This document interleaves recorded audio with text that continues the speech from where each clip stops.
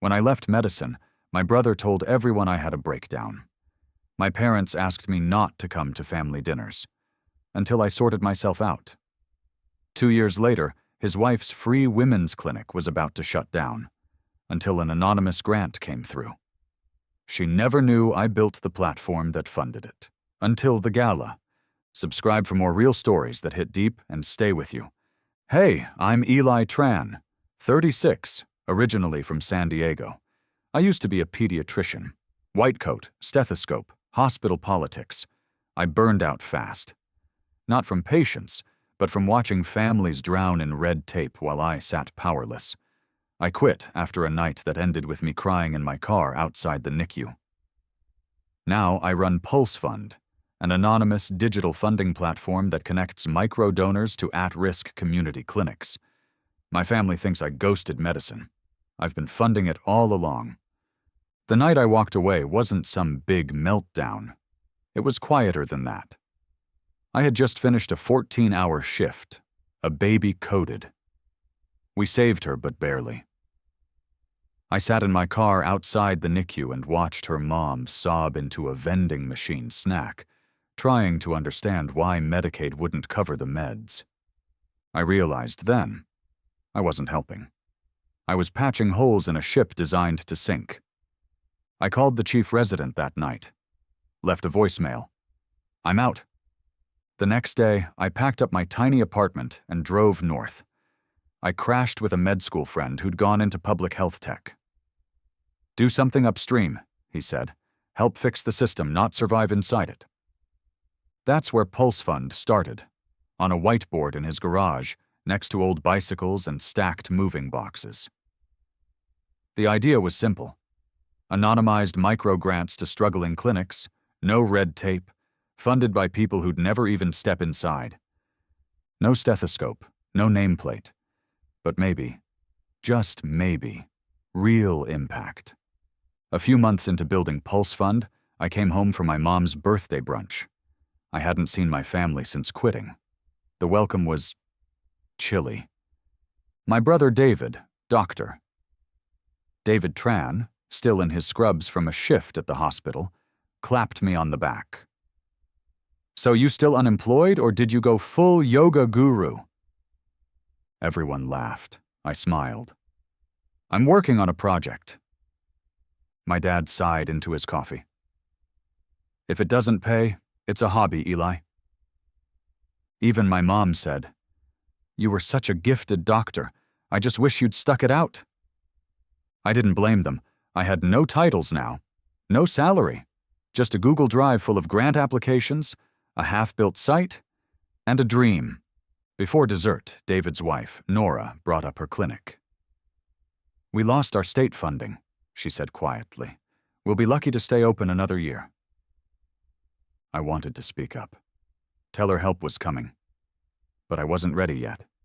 So I just passed the whipped cream. Nora's clinic served undocumented women and single mothers, people the system pretended didn't exist.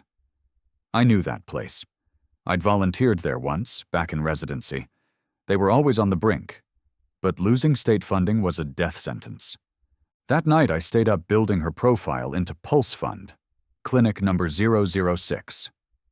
I anonymized it, of course. No names, no identifiers, just Women's Health Clinic in Southern California, at risk of closure, serves 80-plus low-income patients per week, needs $25,000 to stay open. I hit publish. Then I shared it, quietly, across the right forums, the right newsletters, the private Slack groups I'd joined during my public health crash course. Donations trickled in. $10 here, $50 there. Then someone with a following reposted it. Suddenly, it surged. Within 3 weeks, we hit the full amount. I wired the grant through our nonprofit umbrella and watched the transfer clear. 3 days later, Nora posted on Instagram. A miracle. Anonymous donor saved our clinic. No words. Still, my family didn't know. I kept it that way.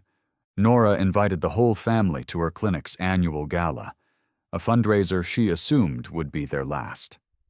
She wanted to celebrate the miracle donation and rally for what came next. I wasn't planning to go, but my mom called. It'd mean a lot if you showed up. So I did. Wore the only suit I owned, sat in the back.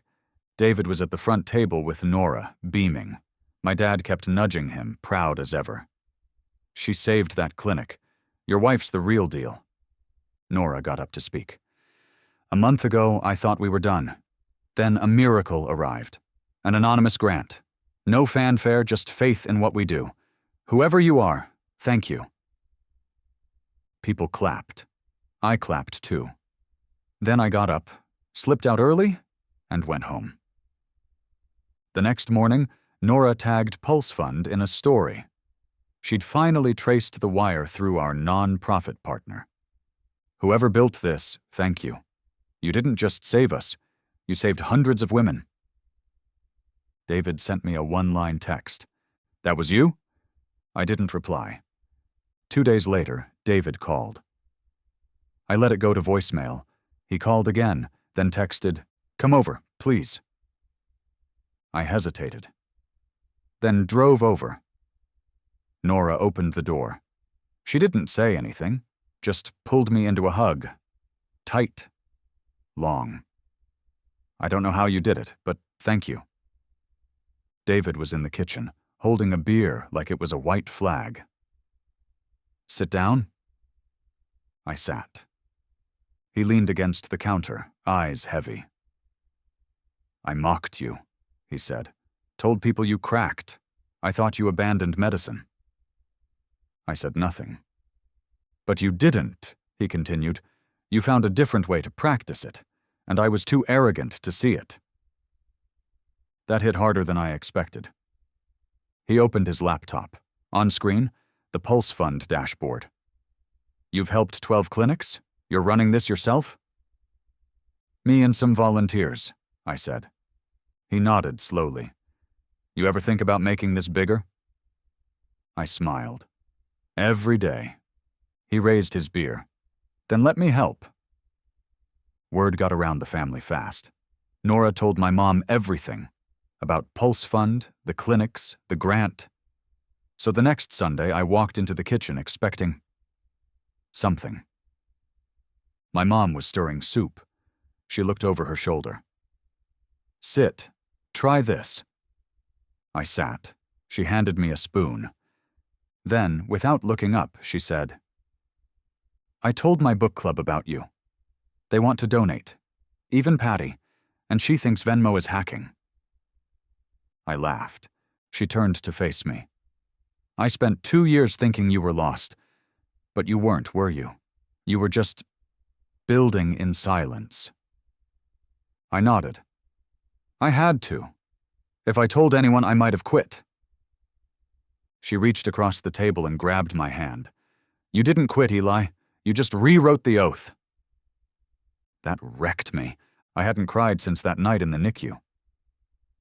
But I did then. 6 months later, I was invited to speak on a public health innovation panel. It wasn't huge, maybe 100 people in a university auditorium. But for the first time, Pulse Fund had its name on a banner. I stood backstage, adjusting my mic, palms sweaty. I wasn't used to being seen. Then I spotted them in the front row. David and Nora, hand in hand. My mom, clutching a program like it was a graduation ceremony. Even my dad was there, arms crossed, trying to look unimpressed. But he showed up. My name was called.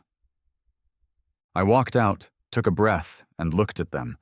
Then I said, people think medicine only happens in hospitals, but sometimes it starts with people who just refuse to look away.